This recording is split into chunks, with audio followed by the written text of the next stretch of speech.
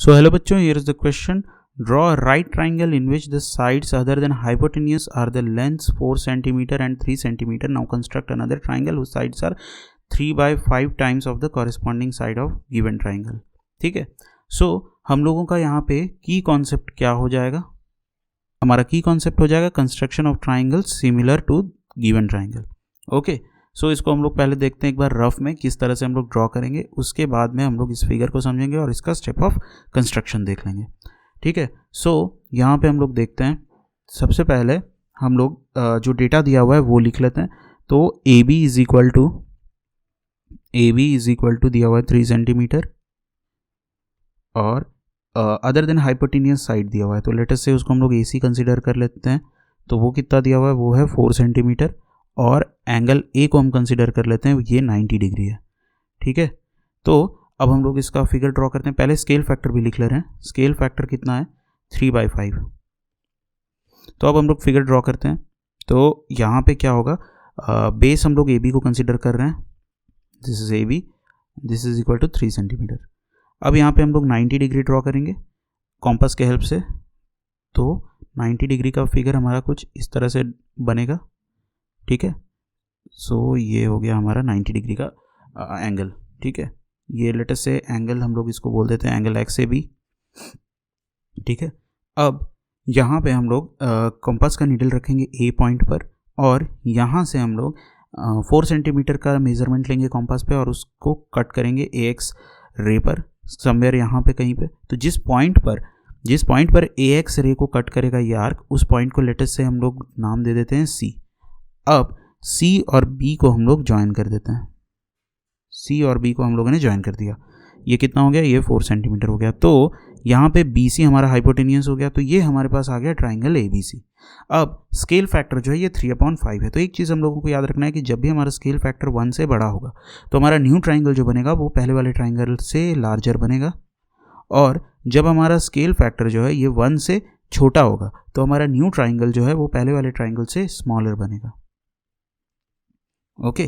तो यहाँ पे अब हम लोग का जो ट्राइंगल बनेगा, ये स्केल फैक्टर तो 3/5 जो है ये 1 से तो छोटा है. तो हमारा न्यू ट्राइंगल जो बनेगा वो कैसा बनेगा, वो छोटा बनेगा. तो अब हम लोग यहाँ पे एक एक्यूट एंगल ड्रॉ करते हैं. लेट अस से एंगल BAY. अब इस एक्यूट एंगल का जो AY रे है उसको हम लोगों को इक्वल डिवीजन में डिवाइड करना है. तो कितना इक्वल डिवीजन हम लोगों को मिनिमम चाहिए, तो स्केल फैक्टर में जो बड़ा नंबर रहेगा उतना मिनिमम इक्वल डिवीजन हम लोगों को चाहिए होगा. तो 3 और 5 में बड़ा कौन है, 5. तो 5 मिनिमम 5 हम लोगों को इक्वल डिवीजन चाहिए होगा. तो क्या हो जाएगा, A1 A2 A2 A3 A3 A4 A4 A5. ठीक है. अब हम लोग क्या करेंगे, A5 पॉइंट को B से ज्वाइन करा देंगे. उसके बाद हम लोग थर्ड पॉइंट पर जाएंगे A3 और यहाँ से हम लोग A5B के पैरेलली एक लाइन ड्रॉ करेंगे जो कि AB को कट करेगा पॉइंट B डैश पर. ठीक है. अब यहाँ से हम लोग B डैश जो पॉइंट है वहाँ से एक और लाइन ड्रॉ करेंगे जो कि BC के पैरेलल रहेगा और वो AC को कट करेगा C डैश पॉइंट पर. ठीक है. सो हमारे पास जो न्यू ट्राइंगल आया वो क्या आ गया, triangle AB dash C dash. So this is the required triangle. अब हम लोग इसका फिगर देख लेते हैं. तो सबसे पहले हम लोग यहाँ पे AB ड्रॉ किए. ठीक है. AB का जो लेंथ दिया हुआ है that is equal to 3 centimetre. अब यहाँ पे हम लोग 90 डिग्री एंगल बनाए, एंगल XAB, ये 90 डिग्री हो गया. और फिर अब हम लोग यहाँ पे कॉम्पास का नीडल A पॉइंट पर रखे और यहाँ से फिर हम लोग एक आर्क लिए 4 सेंटीमीटर का, यहाँ पे कट लगाए. तो जिस पॉइंट पर कट करेगा उस पॉइंट को हम लोग C मान लिए. फिर अब हम लोग ज्वाइन कर दिए. तो हमारे पास ट्राइंगल जो बन गया वो बन गया, BC को हम लोगों ने ज्वाइन किया तो हमारे पास ट्राइंगल बन गया ABC.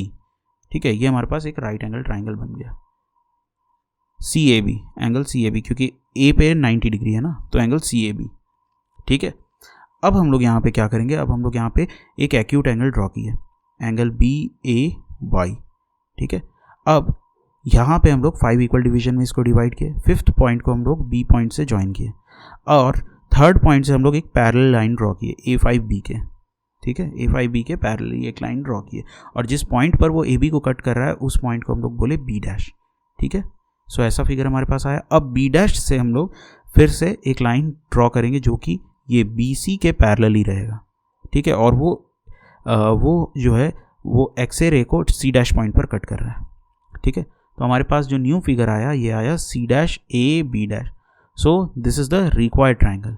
अब हम लोग इसका स्टेप ऑफ कंस्ट्रक्शन देख लेते हैं। सबसे पहले हम लोगों ने यहाँ पे क्या किया कि A B is equal to 3 centimetre draw किया, फिर एंगल ए 90 डिग्री के इक्वल रखा, उसके बाद A C is equal to 4 centimetre का आर्क लेकर के हम लोगों ने triangle A B C draw किया, ठीक है। फिर एक acute angle B A Y point A से हम लोगों ने लिया, फिर उसको 5 इक्वल पॉइंट्स में डिवाइड किया और ए 5 को बी पॉइंट से ज्वाइन कर दिया। फिर ए 3 पॉइंट से हम लोगों ने ए 5 बी के पैरेलली एक लाइन ड्रॉ किया जिसको कि जो कि ए बी पॉइंट को बी डैश पॉइंट पर कट करता है, ए बी लाइन को बी डैश पॉइंट पर कट करता है। फिर बी डैश पॉइंट से हम लोगों ने एक लाइन पैरेलली ड्रॉ किया बी सी के, और वो ए एक्स को कट करता है सी डैश पॉइंट पर, ठीक है। तो हमारे पास triangle A B dash C dash आ गया, यही हमारा required triangle हो गया। So this is how we'll do construction in this question. I hope you understood it well. Thank you and all the very best.